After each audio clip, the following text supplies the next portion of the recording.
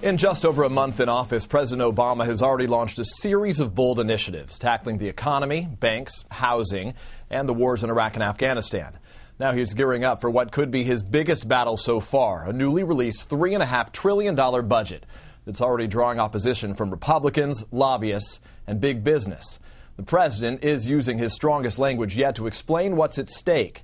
And NBC's John Yang is joining us from the White House now with the very latest. Good evening, John. Good evening, Peter. During the campaign, President Obama was fond of saying that the best time to be in the White House is when big decisions are necessary that could shape the future of a generation. Well, he's clearly gotten his wish.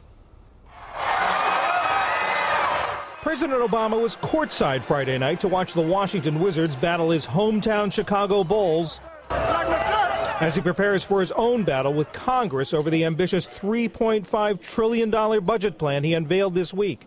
His message today for his opponents: bring it on. I know these steps won't sit well with the special interests and lobbyists who are invested in the old ways of doing business. And I know they're gearing up for a fight as we speak. My message to them is this: so am I. The budget contains sweeping revisions to health care, climate change, and tax policies, all issues that have frustrated past presidents and lawmakers. In each of those areas, there are hundreds of interest groups, thousands of people involved, and lots of money being spent in Washington for the issue battle ahead. Striking a crusading populist tone, Mr. Obama says that's why he was elected. I didn't come here to do the same thing we've been doing or take small steps forward. I came to provide the sweeping change that this country demanded when it went to the polls in November. At an annual gathering of conservative activists this week, speaker after speaker blasted the budget.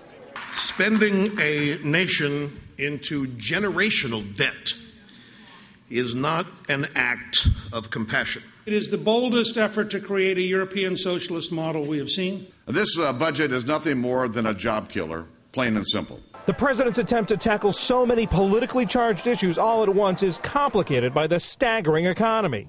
His ambitious plans assume growth rates that some economists say could prove unrealistically rosy. Next week, Mr. Obama begins his efforts on health care in earnest. On Monday, senior administration officials tell me he'll nominate Kathleen Sebelius, the governor of Kansas, to be his Health and Human Services Secretary. Sebelius was a former member of the House. She was a former state insurance commissioner in Kansas. She'll replace Tom Daschle, who had to drop out because of tax problems. Peter? John Yang at the White House. John, thank you.